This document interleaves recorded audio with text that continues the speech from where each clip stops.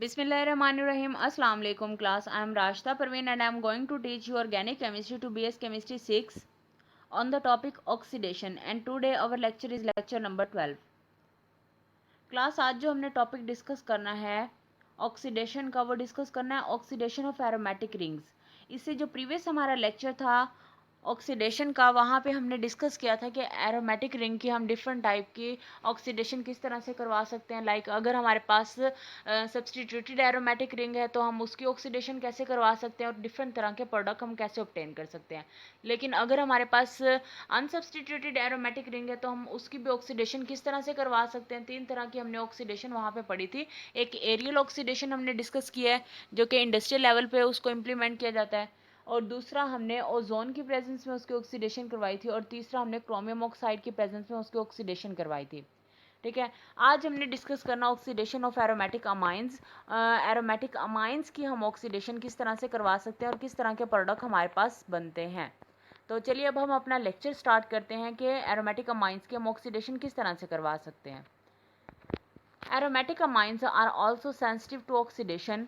Aromatic amines भी जो है ना, ये भी इतनी ज़्यादा ऑक्सीडेशन शो नहीं करते, ये भी सेंसिटिव होते हैं और रेजिस्टेंस शो करते हैं ऑक्सीडेशन के लिए। ठीक है, तो ये हमारे पास एनिलीन है। एनिलीन की जब हम सोडियम क्रोमिक एसिड की प्रेजेंस में और सल्फ्यूरिक एसिड की प्रेजेंस में, ठीक है, ये हमारे पास है ऑक्सीडाइजिंग रिएजेंट। इस ऑक्सीडाइजिंग रिएजेंट की प्रेजेंस में जब हम इसकी ऑक्सीडेशन करवाते हैं तो हमारे पास कुछ इस तरह का प्रोडक्ट बनता है।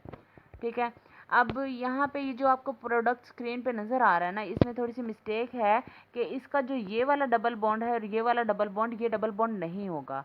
ठीक है, ये डबल बॉन्ड जो है वो इस वाली पोजीशन पे होगा, यहाँ पे डबल बॉन्ड्स हैं। ठीक है, तो ये हमारे पास है नेफ्थाक्यूनोन। इंडस्ट्रियली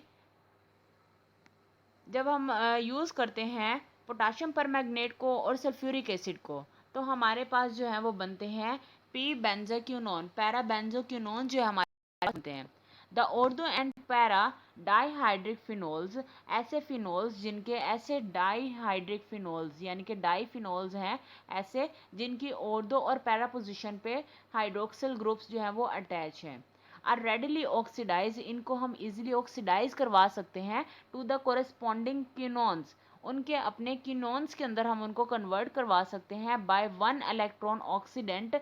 वन इलेक्ट्रॉन ऑक्सीडेंट की प्रेजेंस में, जो कौन सा है, पोटाशियम हेक्सोसियानोफिरेट। ठीक है, पोटाशियम हेक्सोसियानोफिरेट जो है हम ऑक्सीडेंट के तौर पे यूज़ करेंगे, जो कि देगा हमें ferric ion, Fe3 positive ion देगा, जो कि वन इलेक्ट्रॉन ऑक्सीडेंट है। Reactions occur through delocalize semiquinone radicals. अब इस रिएक्शन के अंदर जो है वो डीलोकलाइजेशन होती है सेमीक्यूनोन रेडिकल की। अब ये हमारे पास है डाईहाइड्रिक फिनोल और दो पैरा डाईहाइड्रिक फिनोल। जब हम इसकी ऑक्सीडेशन करवाते हैं, ठीक है, तो ऑक्सीडेशन के नतीजे में हमारे पास इस तरह के कुछ रेडिकल्स जो हैं वो जनरेट होते हैं, और यहाँ पे डिफरेंट ये इनके रेजोनेटिंग स्ट्रक्चर्स ड्रॉ किए हुए हैं। नेक्स्ट जो लास्ट में हमारे पास प्रोडक्ट बनती है वो बनती है पैरा बेंजोक्यूनोन। ये जो ऊपर आपको ये वाली प्रोडक्ट नज़र आ रही है ना, ये प्रोडक्ट नहीं है, आप इसकी जगह पे इस वाली प्रोडक्ट को लिखेंगे। ठीक है, नेक्स्ट है ओ बेंजोक्यूनोन में be prepared by the oxidation of catechol with silver oxide. अब पी बेंजो और दो बेंजोक्यूनोन, इसको हम प्रिपेयर कर सकते हैं एक दूसरे मेथड के ज़रिए से भी, जिसमें हम यूज़ करते हैं सिल्वर ऑक्साइड को। ठीक है, सिल्वर ऑक्साइड को हम ऑक्सीडाइजिंग रिएजेंट के तौर पे यूज़ करते हैं ईथर की प्रेजेंस में। ये हमारे पास है पायरो कैटिकोल। ठीक है, इस पायरो कैटिकोल के यानी कि दो हाइड्रोक्सिल ग्रुप्स जो हैं, पायरो कैटिकोल एक ऐसा डाईहाइड्रिक फिनोल है जिसमें दोनों हाइड्रोक्सिल ग्रुप जो है वो कंजेक्टिव पोजीशंस के ऊपर प्रेजेंट होते हैं। ठीक है, जब हम इसकी ऑक्सीडेशन करवाते हैं in the presence of silver oxide, तो हमारे पास बनता है ओ बेंजोक्यूनोन। ठीक है, और दो बेंजोक्यूनोन हमारे पास प्रोडक्ट बनता है। द कोरोस्पॉन्डिंग अमाइनोफिनोल्स रिएक्ट सिमिलरली, इसी तरह के जो अमाइनोफिनोल्स होते हैं ना, वो भी इसी तरह से आपस में रिएक्ट करते हैं, और अमाइन ग्रुप जो है वो कन्वर्ट हो जाता है एक कार्बोनिल ग्रुप के अंदर। ठीक है, तो जब हम ऑक्सीडेशन करवाते हैं वन अमाइनो नेफ्थलीन टू ओल, ठीक है, in the presence of one oxidant radical, one radical oxidant की प्रेजेंस में, जो कि है फेरिक आयन। जब हम इसकी ऑक्सीडेशन करवाते हैं तो हमारे पास प्रोडक्ट बनता है 1,2 नेफ्थाक्यूनोन। अब हमने डिस्कस करना oxidation of saturated groups. Saturated groups की ऑक्सीडेशन हम किस तरह से करवा सकते हैं, अब हमने उसको डिस्कस करना है। ठीक है, अलाइलिक और बेंजाइलिक सिस्टम्स, अलाइलिक और जो बेंजाइलिक सिस्टम्स होते हैं, comparative stability of allyl and benzyl radical. अगर हम एलाइल और बेंजाइल रेडिकल की स्टेबिलिटी को अगर हम डिस्कस करें तो ये रेंडर कर देती है, रोक देती है allylic and benzylic system susceptible to oxidation. ठीक है, अब इनकी वजह से ना एलाइलिक और बेंजाइलिक सिस्टम की ऑक्सीडेशन नहीं होती। इसको हम डिस्कस कर लेते हैं एग्जाम्पल के साथ। ये हमारे पास है एलाइलिक सिस्टम। एलाइलिक सिस्टम की जब हम ऑक्सीडेशन करवाते हैं वन ऑक्सीडेंट रेडिकल की प्रेजेंस में, ठीक है, वन ऑक्सीडेंट रेडिकल जो है हमारे पास कौन सा होगा, आयरन। ठीक है, आयरन के प्रेजेंस में जब हम इसकी ऑक्सीडेशन करवाते हैं तो हमारे पास जो है वो कुछ इस तरह का एलाइलिक रेडिकल जो है वो जनरेट होता है।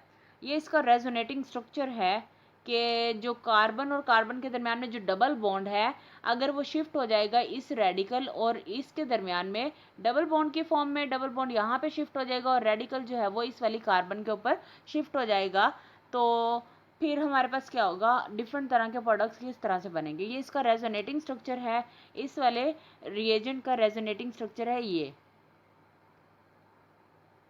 ये हमारे पास है बेंजाइलिक सिस्टम। बेंजाइलिक रेडिकल है ये हमारे पास। बेंजाइलिक रेडिकल के डिफरेंट रेजोनेटिंग स्ट्रक्चर्स आपको ये स्क्रीन पे नज़र आ रहे हैं। ठीक है, तो बेंजाइलिक सिस्टम के डिफरेंट रेजोनेटिंग स्ट्रक्चर से हम किस तरह के प्रोडक्ट बना सकते हैं डिस्कस करते हैं। द क्लोरीनेशन ऑफ टोलुइन, जब हम क्लोरीनेशन करवाते हैं toluene in the vapour phase की प्रेजेंस में, ठीक है, और अंडर रिफ्लक्सिंग, ठीक है, या फिर हम अगर हम इसकी रिफ्लक्सिंग करवाएं किसकी, टोलुइन की, टोलुइन को अगर हम रिएक्ट करवाएंगे क्लोरीन के साथ और क्लोरीन होगी वेपर फेज में, ठीक है, या फिर हम इसकी रिफ्लक्सिंग करवा देंगे तो हमारे पास जो प्रोडक्ट बनता है वो बनता है benzyl chloride, benzal chloride and benzo trichloride. ठीक है, from which benzyl alcohol, benzaldehyde and benzoic acid respectively are formed on hydrolysis। अब हम इसको डिस्कस करते हैं कि किस तरह से हमारे पास ये प्रोडक्ट बनते हैं, अल्कोहल, बेंजल्डिहाइड और जो बेंजोइक एसिड है ये किस तरह से हमारे पास बनते हैं। तो सबसे पहले ये है हमारे पास टोलुइन। टोलुइन को जब हम इसकी हम क्लोरीनेशन करवाते हैं वेपर फेज में, ठीक है, वेपर क्लोरीन जो है वो गैशियस फॉर्म में होगी। अब इस क्लोरीन को जब हम रिएक्ट करवाते हैं टोलुइन के साथ तो हमारे पास जो है डिफरेंट तरह के प्रोडक्ट बनते हैं। या तो हमारे पास बनेगा बेंजाइल क्लोराइड, फिर हमारे पास ये भी बन सकता है बेंजल क्लोराइड, ठीक है, और हमारे पास बेंजो ट्राई क्लोराइड भी बन सकता है। अब जब हम ये हमारे पास है बेंजल क्लोराइड, बेंजल क्लोराइड की जब हम इसकी हाइड्रोलाइसिस करवाते हैं वाटर की प्रेजेंस में तो इससे हमारे पास बनता है अल्कोहल, ठीक है, बेंजाइल अल्कोहल। बेंजल क्लोराइड की जब हम हाइड्रोलाइसिस करवाते हैं बेंजल क्लोराइड की तो इससे हमारे पास बनता है बेंजाइल अल्कोहल। लेकिन जो हमारे पास सेकंड जो प्रोडक्ट बना था बेंजल क्लोराइड, अब जो बेंजल क्लोराइड है बेंजल क्लोराइड की हाइड्रोलाइसिस से हमारे पास बनता है बेंजल्डिहाइड। ठीक है, इसकी जब हम हाइड्रोलाइसिस करवाएंगे तो हमारे पास एल्डिहाइड्स बनेंगे। इसी तरह से बेंजोट्राइक्लोराइड यानी कि 3 क्लोरीन वाली कार्बन जो है वो जब हम इसकी हम ऑक्सीडेशन हाइड्रोलाइसिस करवाएंगे in the presence of water तो हमारे पास कार्बोक्सिलिक एसिड जनरेट होंगे और हमारे पास बेंजोट्राइक्लोराइड की जब हम ऑक्सीडेशन करवाते हैं इसकी हाइड्रोलाइसिस करवाते हैं तो हाइड्रोलाइसिस के नतीजे में हमारे पास बेंजोइक एसिड बनता है। ठीक है, बेंजाइल क्लोराइड की हाइड्रोलाइसिस से अल्कोहल और बेंजल क्लोराइड की हाइड्रोलाइसिस से हमारे पास एल्डिहाइड्स बनते हैं और बेंजो ट्राइक्लोराइड की हाइड्रोलाइसिस से हमारे पास बेंजोइक एसिड्स बनते हैं। यहाँ पे ये स्क्रीन पे आपको इसका मैकेनिज्म नज़र आ रहा है कि किस तरह से हमारे पास ये डिफरेंट तरह के जो एल्डिहाइड्स हैं, कार्बोक्सिलिक एसिड्स हैं और अल्कोहल्स हैं, ये किस तरह से हमारे पास जनरेट हुए हैं। तो अब हम इसको डिस्कस करते हैं, थोड़ा सा मैकेनिज्म हम इसका देख लेते हैं। सबसे पहले जो हम क्लोरीन यूज़ करें गैशियस फॉर्म में, ठीक है, ये क्लोरीन जो है ये इसकी होमोलिटिक फिशन से हमारे पास 2 रेडिकल्स जनरेट होंगे, ठीक है। अब ये जो रेडिकल्स होंगे ना, ये हमारे टोलोइन को रेडिकल के अंदर कन्वर्ट कर देंगे और डिफरेंट तरह के हमारे पास जो है वो प्रोडक्ट बनेंगे, बेंजाइल अल्कोहल बनेगा, ठीक है। और इसी तरह से हमारे पास बेंजल क्लोराइड बनेगा, ठीक है। बेंजो ट्राइक्लोराइड भी वो भी इसी तरह से बनेगा। One halogenated product may be obtained by using sulfuryl chloride. Sulphuryl chloride को अगर हम यूज़ करें तो इससे भी हमारे पास हेलोजिनेटेड प्रोडक्ट्स जो हैं वो बनते हैं in the presence of a peroxide. लेकिन हम परोक्साइड को एज ए कैटलिस्ट हम इसके अंदर यूज़ करेंगे। For example toluene gives benzyl chloride. Toluene से हमारे पास बनता है बेंजाइल क्लोराइड और इसकी यील्ड होती है 80%, ठीक है। अभी जैसे हमने प्रीवियस एग्जांपल में हमने प्रीवियस स्लाइड पे डिस्कस किया था कि जब हम बेंजाइल क्लोराइड की हम इसकी हाइड्रोलाइसिस करवाते हैं तो हमारे पास बनते हैं बेंजाइल अल्कोहल, ठीक है। तो बेंजाइल अल्कोहल्स को प्रिपेयर करने के लिए हम इस मेथड को यूज़ कर सकते हैं। Structure of sulfuryl chloride. Sulfuryl chloride का यहाँ पे स्क्रीन पे आपको स्ट्रक्चर नज़र आ रहा है। इसमें सल्फर के साथ, सल्फर जो है वो सेंट्रल एटम है और इसके साथ 2 ऑक्सीजन अटैच हैं और 2 क्लोरो ग्रुप्स भी अटैच हैं। Dibenzo peroxide initiate the reaction. Dibenzyl peroxide जो है वो इस रिएक्शन को स्टार्ट कर देता है।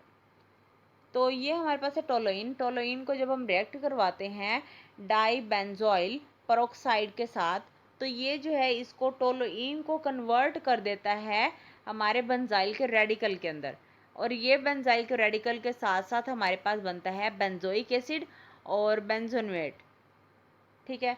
अब ये हमारे पास जो बेंजाइल का जो रेडिकल हमारे पास बना है, ये बेंजाइल का रेडिकल जो है ये रिएक्ट कर लेगा सल्फ्यूराइल क्लोराइड के साथ, ठीक है।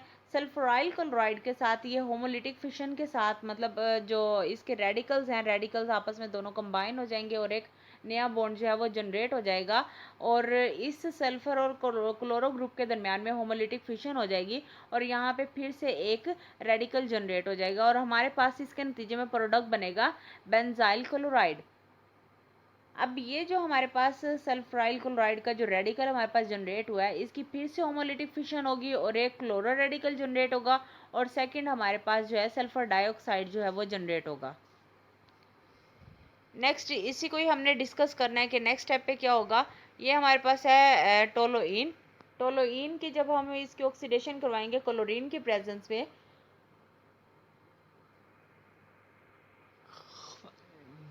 हम इसकी ऑक्सीडेशन करवाते हैं तो हमारे पास जो है वो क्लोरोबेंजीन का जो है रेडिकल जनरेट होता है, ठीक है। बेंजाइल क्लोराइड का जो रेडिकल जनरेट होता है और नेक्स्ट हमारे पास जो एंड प्रोडक्ट है वो बनती है 83%। इनके मैकेनिज्म ऑलरेडी हम पीछे प्रीवियस स्लाइड पे डिस्कस कर चुके हैं। नेक्स्ट है dilute potassium permanganate. Dilute potassium permanganate को जब हम ऑक्सीडाइजिंग रिएजेंट के तौर पे यूज़ करते हैं तो ये ऑक्सीडाइज कर देता है ओ क्लोरो टोलोइन को और इससे हमारे पास बनता है ओ क्लोरो बेंजोइक एसिड और इसकी यील्ड होती है 65% तक। ये हमारे पास है ओ क्लोरो टोलोइन। इसकी जब हम ऑक्सीडेशन करवाते हैं पोटाशियम परमैंगनेट के साथ और पोटाशियम परमैंगनेट जो है वो डाइल्यूट फॉर्म में लेना है तो हमारे पास जो प्रोडक्ट बनता है वो बनता है 2 क्लोरोबेंजोइक एसिड। इसी तरह से हमारे पास ये है टोलोइन। टोलोइन की जब हम ऑक्सीडेशन करवाते हैं पोटाशियम परमैंगनेट के प्रेजेंस में तो हमारे पास जो प्रोडक्ट बनता है वो बनता है बेंजोइक एसिड। नेक्स्ट है concentrated nitric acid. Concentrated nitric acid को भी ऑक्सीडाइजिंग रिएजेंट के तौर पे यूज़ किया जाता है। जब हम यूज़ करते हैं कंसनट्रेटेड नाइट्रिक एसिड को एज ए ऑक्सीडाइजिंग रिएजेंट तो ये ऑक्सीडाइज कर देता है ओजाइलिन को, ठीक है। ओजाइलिन को ये ऑक्सीडाइज करके उसको कन्वर्ट कर देता है ओ टोलोडोइक एसिड के अंदर और इसकी जो यील्ड होती है वो बनती है 54% तक इसकी यील्ड बनती है। ये हमारे पास है ओजाइलिन। ऑर्दोजाइलिन की जब हम ऑक्सीडेशन करवाते हैं कंसनट्रेटेड नाइट्रिक एसिड के प्रेजेंस में, तो हमारे पास बनता है ओ टोलोडेइक एसिड। ठीक है, ओ टोलोडेइक एसिड हमारे पास बनता है। Substituent on the methyl group are also remove in this conditions. इन कंडीशंस के अंदर जो मिथाइल ग्रुप के ऊपर सब्सटीट्यूएंट प्रेजेंट होते हैं ना, वो भी रिड्यूस हो जाते हैं। ठीक है ना, वो भी रिमूव हो जाते हैं। अब ये हमारे पास है निकोटीन। निकोटीन की जब हम ऑक्सीडेशन करवाते हैं in the presence of concentrated nitric acid and 70 degree centigrade temperature पे, तो हमारे पास जो प्रोडक्ट बनता है वो बनता है निकोटीनिक एसिड। अब ये जो जितना भी ये जो ग्रुप है, ये ग्रुप पूरे का पूरा रिमूव हो जाता है यहाँ से और ऑक्सीडाइज होके यहाँ से निकल जाता है।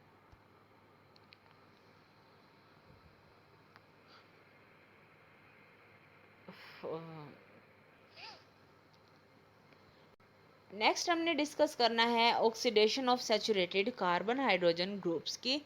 ठीक है, इंडस्ट्रियली जब हम इंडस्ट्रियल स्केल पे ऑक्सीडेशन करवाते हैं, benzoic acid is manufacture. Benzoic acid को जब हम प्रिपेयर करवाते हैं, ऑक्सीडेशन करवाते हैं बेंजोइक एसिड की, ठीक है, इंडस्ट्रियल लेवल पे, by the catalytic air oxidation of toluene. Toluene की एरियल ऑक्सीडेशन करवाते हैं। ठीक है, और ये हम करवाते हैं एयर की प्रेजेंस में, और इससे हमारे पास बनता है बेंजोइक एसिड। ठीक, इस मेथड को हम इंडस्ट्रियल लेवल पे यूज़ करते हैं जब हमने टोलोइन से प्रिपेयर करनी हो बेंजोइक एसिड, तो हम यूज़ करते हैं एयर को। ठीक है, तो अब हम देखते हैं कि इंडस्ट्रियल लेवल पे किस तरह से ये रिएक्शन होता है और किस तरह से हमारे पास ये प्रोडक्ट बनती है। तो सबसे पहले हम टोलोइन की ऑक्सीडेशन करवाते हैं एयर की प्रेजेंस में। ठीक है, और इसके साथ हम कोई भी कैटालिस्ट हम यूज़ कर लेंगे लाइक वनीडियम पेंटॉक्साइड। और जब हम इसकी ऑक्सीडेशन करवाएंगे टोलोइन की, तो टोलोइन जो है वो कन्वर्ट हो जाएगा बेंजोइक एसिड के अंदर। अब इसका ये जो ग्रुप है ना, मिथाइल ग्रुप, इस मिथाइल ग्रुप की ऑक्सीडेशन हो जाती है और ये ऑक्सीडाइज होकर कन्वर्ट हो जाता है कार्बोक्सिलिक ग्रुप के अंदर। अब हमारे पास बना है बेंजोइक एसिड। अब इस बेंजोइक एसिड को जब ट्रीट करवाया जाता है सोडियम हाइड्रोक्साइड के साथ, तो ये कन्वर्ट हो जाता है सोडियम बेंजोएट के अंदर, और यहाँ से वाटर का मालिक्यूल जो है वो रिमूव हो जाता है। नेक्स्ट है sodium benzoate is employed as preservative. अब ये जो सोडियम बेंजोएट हम यूज़ कर रहे हैं ना, ठीक है, इसको प्रिजर्वेटिव के तौर पे हम यूज़ करते हैं फॉर टूथब्रश की हम जब हम उसको प्रिजर्वेशन के तौर पे यूज़ करते हैं।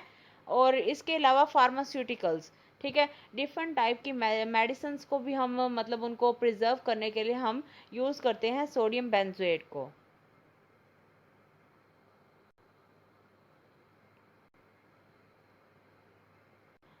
ये फूड स्टफ है। फूड स्टफ को यानी कि फूड के रिएजेंट्स जो होते हैं, फूड स्टफ को हम प्रिजर्व करने के लिए हम यूज़ करते हैं सोडियम बेंजोएट को। नेक्स्ट है benzoyl chloride. Benzoyl chloride is also use to prepare dibenzoyl peroxide. Dibenzoyl peroxide को प्रिपेयर करने के लिए भी हम यूज़ करते हैं, डाईबेंजोइल को प्रिपेयर करने के लिए हम यूज़ करते हैं बेंजोइल क्लोराइड को। नेक्स्ट हमारे पास initiating addition polymerization and for other free radicals catalyze reaction. ठीक है, जो पॉलीमराइजेशन के रिएक्शंस होते हैं या फिर कोई और जो कैटालाइज रिएक्शंस होते हैं, उनमें इनिशिएटिंग रिएजेंट्स के तौर पे हम यूज़ करते हैं बेंजोइल क्लोराइड्स को। नेक्स्ट है as a bleaching agent. Bleaching agent के तौर पे भी बेंजोइल क्लोराइड को यूज़ किया जाता है। ये जितने भी है ना, ये सारे के सारे बेंजोइल क्लोराइड के यूजेस बताए हुए हैं। ठीक है, और ये वाला यूज़ जो है वो सोडियम बेंजोएट का है। तो बेंजोइल क्लोराइड को हम ब्लीचिंग एजेंट के तौर पे भी यूज़ करते हैं। ये हमारे पास है बेंजोइल क्लोराइड। अब जब इस बेंजोइल क्लोराइड को हाइड्रोजन पेरोक्साइड के साथ ट्रीट करवाते हैं in the presence of base, तो हमारे पास बनता है बेंजोइल हाइड्रोपेरोक्साइड। ठीक है, और ये बेंजोइल हाइड्रोपेरोक्साइड जो है हम पॉलीमराइजेशन के अंदर भी यूज़ करते हैं, ब्लीचिंग एजेंट के तौर पे भी यूज़ करते हैं, और कैटालाइज रिएक्शंस के अंदर भी हम इसको यूज़ करते हैं। ओके क्लास, ये तो था आज का हमारा लेक्चर। मुझे उम्मीद है आप लोगों को अच्छे से समझ आया होगा। इसमें कोई भी क्वेश्चन हो, कोई भी क्यूरी हो, काइंडली आप लोग मुझे कमेंट बॉक्स में कमेंट करके लाजमी पूछ लीजिएगा। और काइंडली मेरे चैनल को ज़रूर सब्सक्राइब कीजिएगा और मेरी वीडियो को ज़रूर लाइक कीजिएगा। ओके क्लास, अल्लाह हाफिज़, बाय बाय।